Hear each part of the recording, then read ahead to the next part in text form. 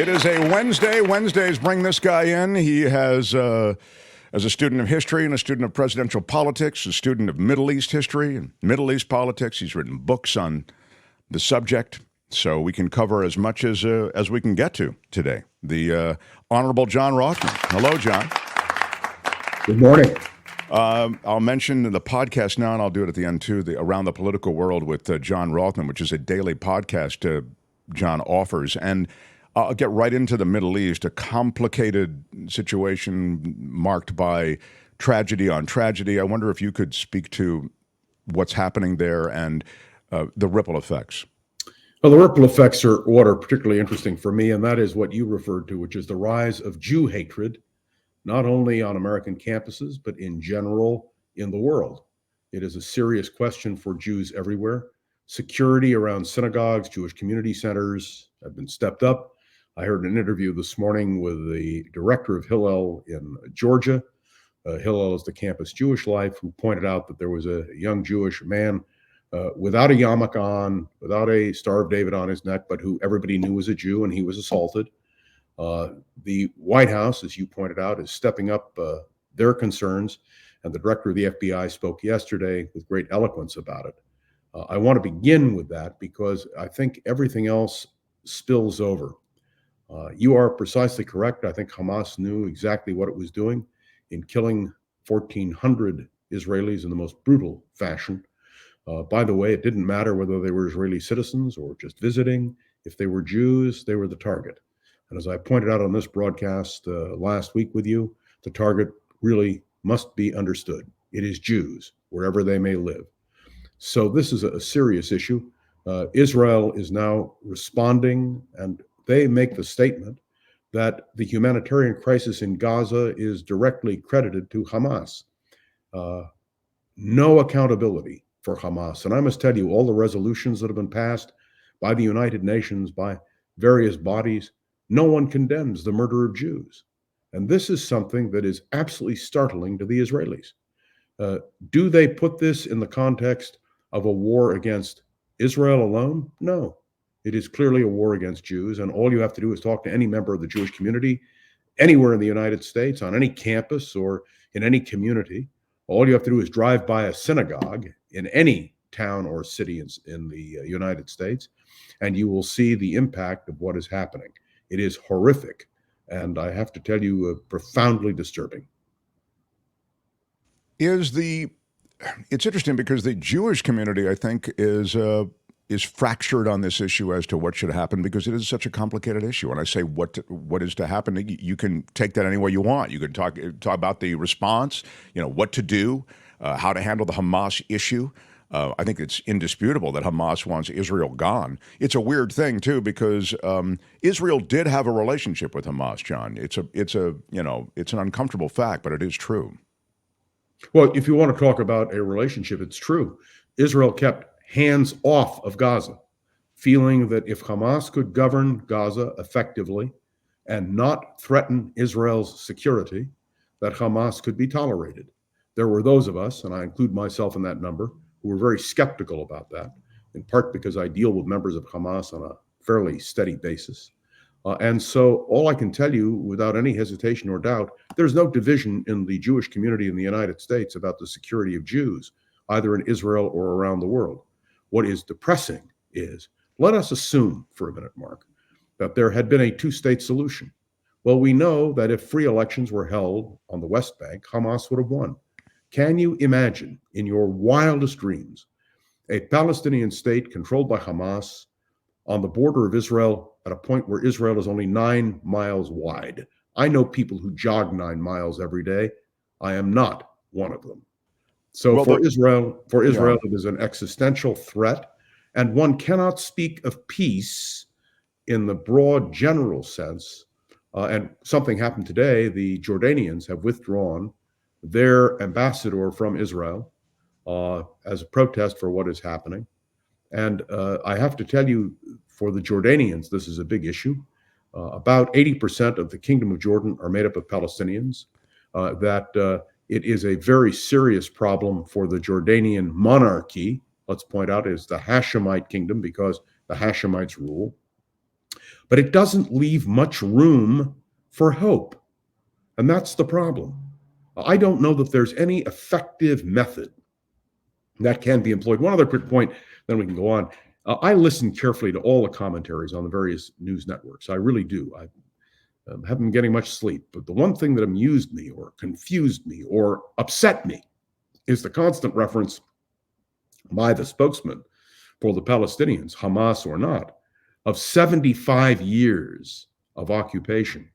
My dear friends, 75 years of occupation goes back to 1948.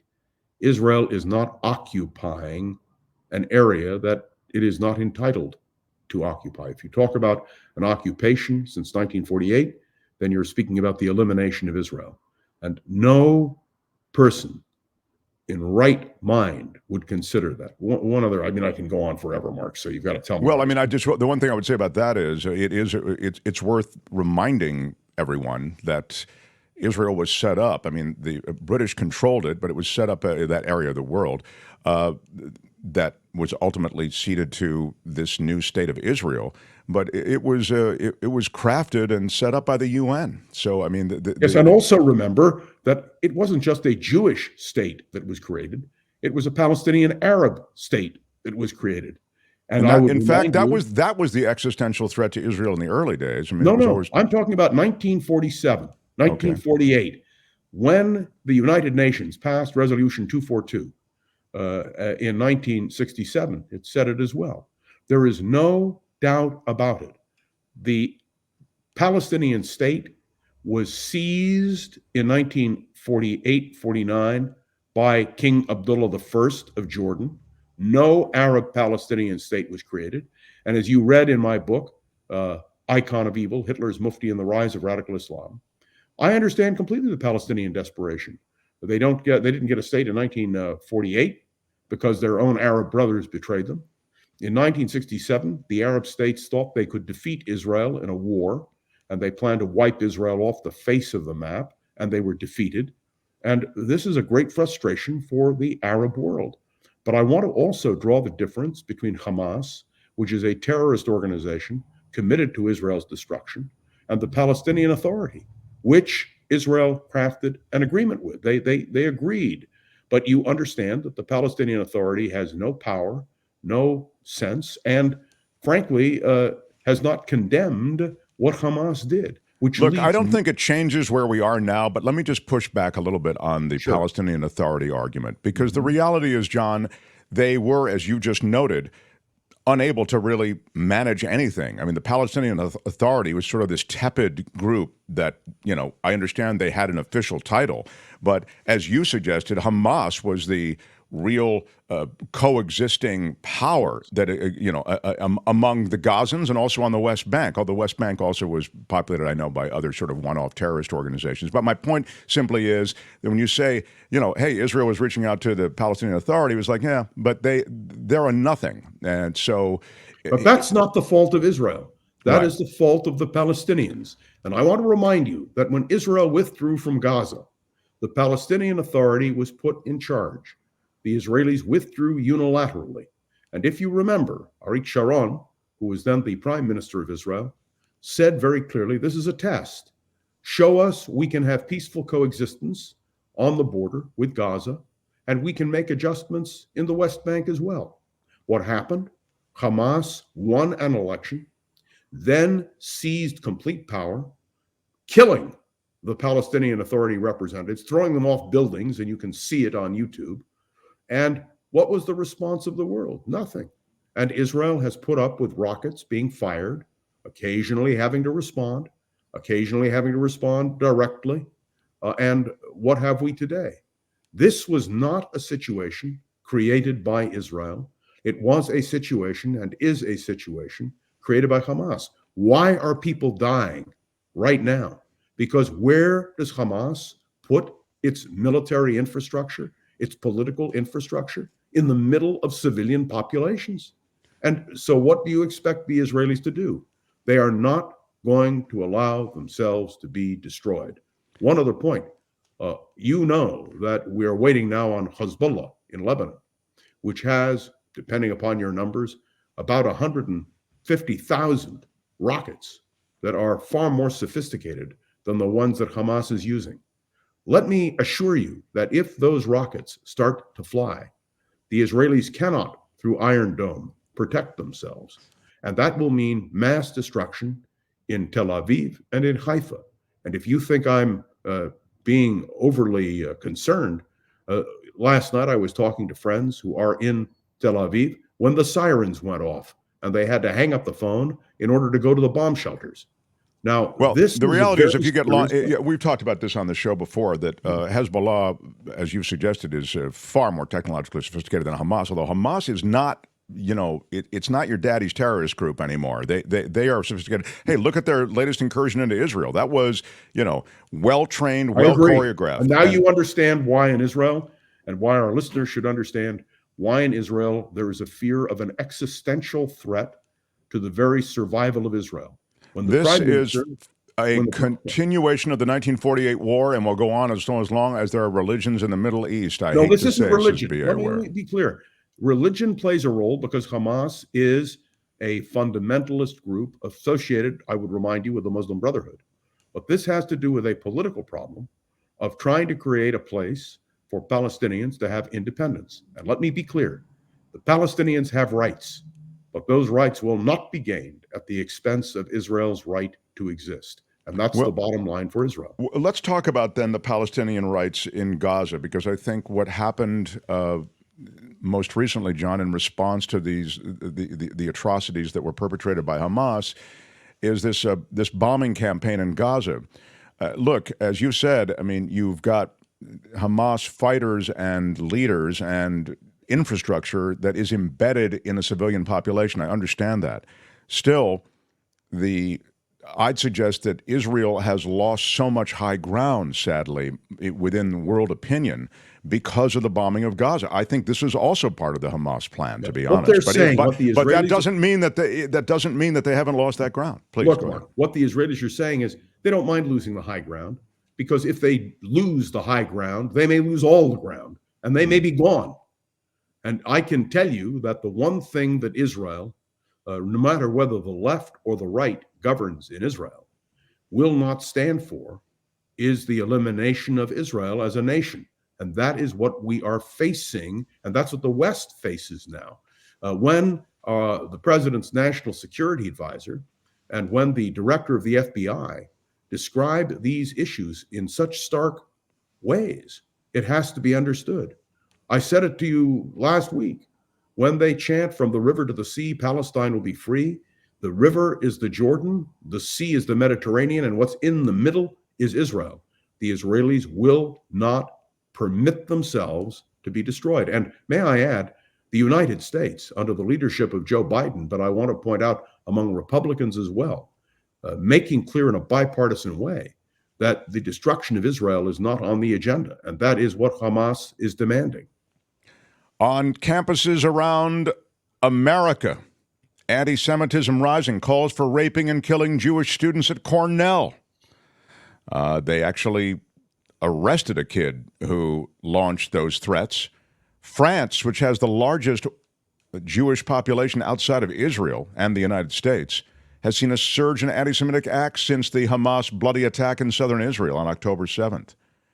Victims in that attack, of course, were victims of horrible atrocities. You would have thought that might have chilled people. Instead, it animated anti-Semitic acts. France's Interior Ministry reported 719 anti-Semitic acts and 389 arrests between October 7th and today. Germany reporting 202 anti-Semitic acts, and so on.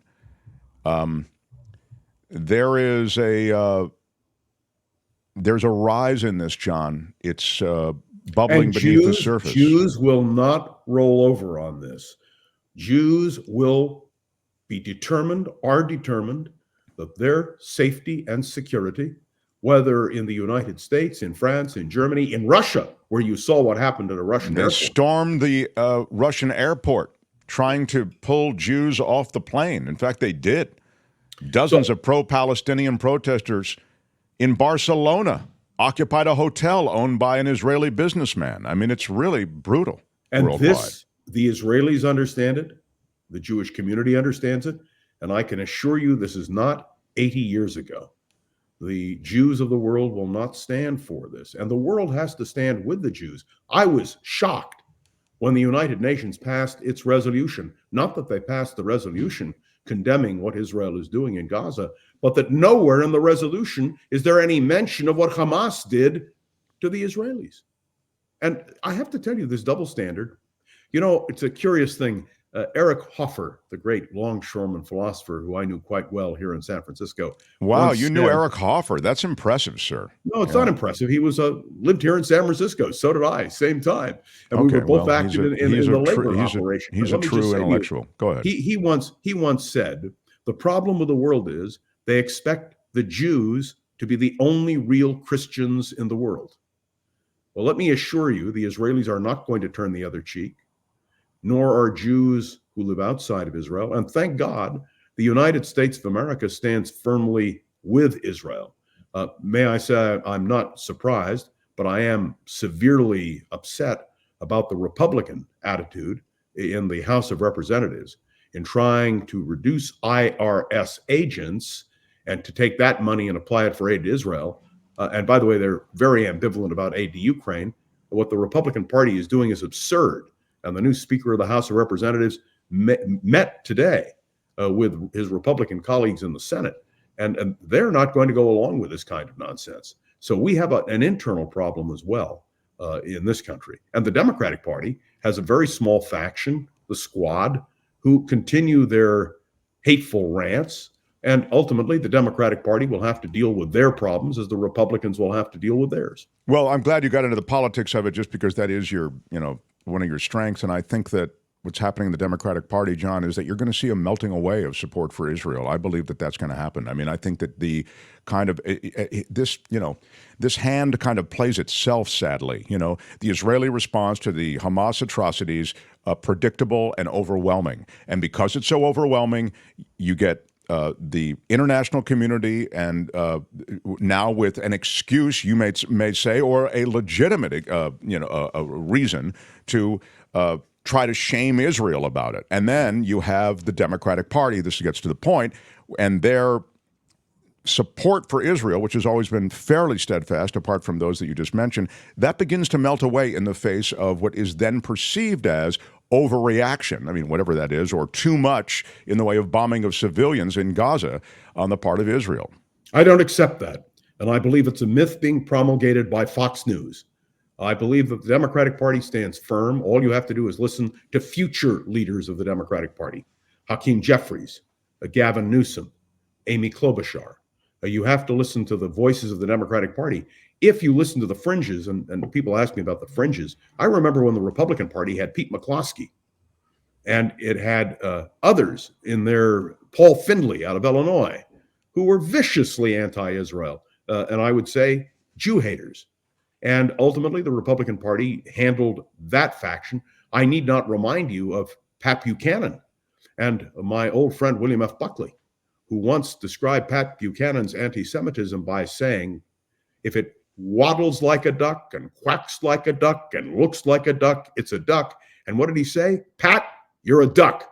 Well, all I can say is the same thing we have in the Democratic Party. We have the extremes. What is fascinating to me is the extremes of the left and the right agree on one thing.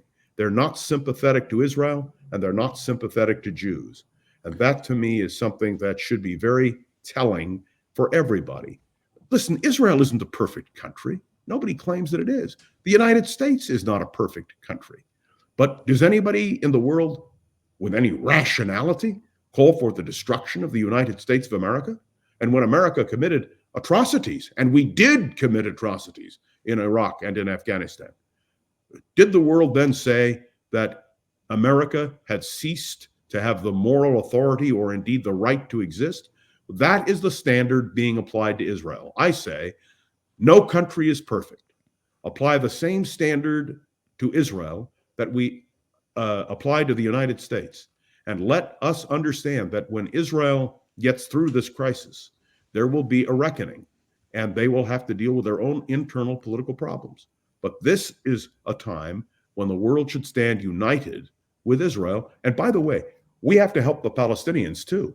There's Well, no I was about to question say, I about it. mean, you can't, I mean, there are those who would say, please, it's a time that the world has to recognize the plight of the Palestinians, the fact that they are, We always have. most of The them are world has innocents always. that are losing their lives to That's right. Israeli And bombing. that's why the Palestinian community itself has to repudiate Hamas. And I would say the most important and effective thing that could happen would be for the Hamas leadership to simply say, we accept Israel's right to exist. Oh, well, they're We not are going to do going to that. release. I know they won't. I didn't say they would, Mark. But Yeah. what's your I mean, alternative? Have you no, heard I mean, this Have you is heard why there are. Mahmoud Abbas stand up and say anything? You know, he's being quiet. Of course, he's 86 years old, and his logical successor is a man who is committed to Israel's destruction. Mahmoud Abbas So, is the leader of the Palestinian Authority. so what do you know? How do you deal with this? This is a question that needs to be understood. We are talking about a threat not only to the very existence of the state of Israel, but we're also talking about a threat to Jews Yeah. who are not Israelis and who live in the United States or in Europe or in Russia or wherever they live.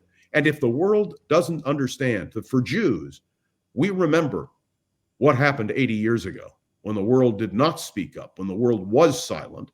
And I can assure everyone, when the term never again is used, it is used with precision. The difference is this time, the Israelis have the ability to fight back. And I must say, the American Jewish community does as well. And the American Jewish community is responding, particularly because of what's happening on campuses with students. Yes, I wouldn't disagree with much of what you said. I mean, I think you cast it so beautifully, but I also feel as though many of these same arguments can be woven around the increased visibility of this Palestinian issue, and the young minds on college campuses are divided, sometimes in pitched battle. I mean, I mentioned to you that I mentioned to you the. Will you Yeah. separate, please, the Palestinian issue, which deserves recognition and a solution, from Hamas? Right. Hamas doesn't want a solution. I think that's but- fair. Hamas is using the Palestinian issue, you'd say, right? To just, Yes. they want the elimination of. I don't know. Let me say, I don't know that they're using the issue, but I would say that regret, and I say this with deep regret, that what Hamas is expressing about Israel and about Jews is an undercurrent that exists in the broader Palestinian and Arab community. And the hope with Oslo, when Yasser Arafat and Shimon Peres and Yitzhak Rabin shook hands on the White House lawn, was that those days were past. By the way, I felt the same way, and I have upstairs in my study, I have a poster signed by Sadat, Begin, and Carter. And what was their dream when the peace treaty between Israel and Egypt was signed? No more war. So listen to me, Mark. Why do you think Egypt is so reluctant to let Palestinians from Gaza into Egypt? Because they know what they'll get is the Muslim Brotherhood. They know what they will get is Hamas. And so the Arab world itself, they love condemning Israel, but the Arab world itself understands the danger. And I think that is the key element. And I'm not hysterical. I'm very logical. When I wrote the book with my colleague, Icon of Evil, Hitler's Mufti and the Rise of Radical Islam, back in 2008, we predicted this, and we were severely criticized for raising these kinds of issues. I don't raise them with any joy. I raise them with a deep sense of sadness. May I tell you one other thing, please?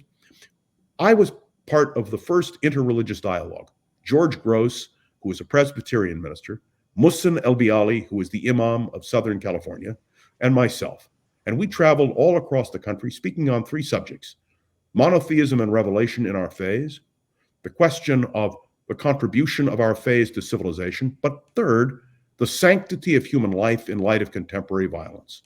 When the Munich massacre took place in 1972, Muhsin El-Biali, who was head of the Islamic Center in Southern California, came to me and we talked about it. And he condemned the Munich massacre. He was the only Muslim leader in the world to condemn that massacre. And I want you to know something. He suffered greatly. Yeah, I was going to say the reason I think. And Okay, ultimately was killed. He was murdered because he agreed to talk openly about the sanctity of human life. Well, you Now, just that answered was the question. That's the reason that you don't see pushback on the part of the Muslim community, because Exactly. they're worried about the Muslim street. I talk about it on this show all the time, the Muslim street, and I talk about the Israeli street. I mean, But the Israeli street isn't threatening what the No, Muslim street is threatening. And I don't want to make any equivalency here. Both but streets exist. okay. My point in mentioning the Israeli street is that Netanyahu has to worry about the Israeli street. He'd already lost in large measure the Israeli street, I think you'd concede. And this attack by Hamas actually is an opportunity for Netanyahu to cling to power that he probably would lose He had this won't not cling happened. to power because there will be a reckoning. You may remember, you're old enough to remember, in 1973 in the Yom Kippur War, when two icons, Golda Meir and Moshe Dayan, were toppled from power because they failed to protect security. In the end, Netanyahu is a transient figure. It doesn't matter who is prime minister of Israel, whether they're left or right. And that's why Israel today has a national unity government. I want to point out to you, this is not a question of personality. Israel's existence is accepted by all in Israel. But there is a question among the Palestinians. They have to ultimately agree that Hamas is a terrorist organization committed to the destruction of Israel, committing atrocities that are beyond comprehension, and the Palestinians have to get their house in order. Well, it's going to be pretty tough to do that, John, as they sift through rubble. I mean, this is Excuse me, that's Gaza. Talk about the West Bank for a moment. All right, talk about where the West Bank. Palestinian Authority is. There is no authority there that is speaking up to condemn what is happening. And that is why when the Israelis are You just explained why they don't speak up, because the last guy who spoke up in your story was killed. I mean, Yes, that's but what we there's talk about the more. Muslim street. There is an ideological commitment. And I do this all the time, Mark. I'm deeply involved in this. When you deal, and you're hearing it today on the college campuses of America, they're calling for the destruction of Israel. And these are This is mainstream people in the United States of America. So when we talk about this problem, we have to understand perhaps there are two different universes. They see this problem through different eyes. You and I view it. How do you create a situation where Israel and a Palestinian state can live side by side? From the point of view of Hamas and the radical Palestinians, their only solution is the destruction of Israel. And by the way, a war against Jews in general. We live in 2023, for God's sake. And this is something. Tribalism is alive and well in 2023. It's just evolved to a technologically more dangerous place. Which is finally your last comments on the refugee camp bombing. Give me your thoughts on that. Again, predictable, but the reaction and worldwide horror. The Israelis gave 3 weeks notice. 3 weeks notice. They said, move out. They said to Hamas, do not operate from the middle of civilian areas. So the Israelis waited 3 weeks and gave notice. Do you know any other nation which gives 21 days notice? I don't. And so Israel responded. It is true that innocent people have died.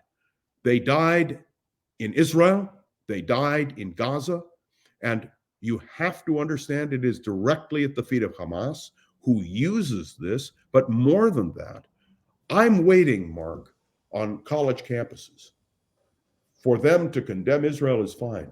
Have you heard, can you find anywhere on the internet even a peep about condemning Hamas? And the answer is no. And therein lies the rub. There must be a clear understanding, and I want everyone listening to the sound of my voice to understand that Israel and Jews will not roll over to be sacrificed because of radical Islamic extremists in Hamas. And that is a clear, precise statement that I don't think anyone in Israel and any Jew thinking would disagree with. John, appreciate your time. Again, the podcast is Around the Political World with John Rothmann, and John stops through on Wednesdays. Thank you, Mark. I understand how emotional this is, and I understand that I'm being particularly clear on this. I spoke last night at the Commonwealth Club here in San Francisco, and I made the same points. Everyone has to understand, if you think I am overreacting, just listen to what is happening in Israel, listen to what the Jewish community is saying, and I would respectfully ask that you consider the fact that this is a very dangerous moment for all of us. I think that's indisputably true. So, John, thank you very much. And I hope next week we can talk American politics. There's so much to talk about. I'd love it. I'd love it. The great John Rothmann, everybody. Hi, it's Mark, and I thought that was great. Hit the notification bell. You'll know whenever there's a new video being dropped, and please subscribe to our channel to help us save the universe.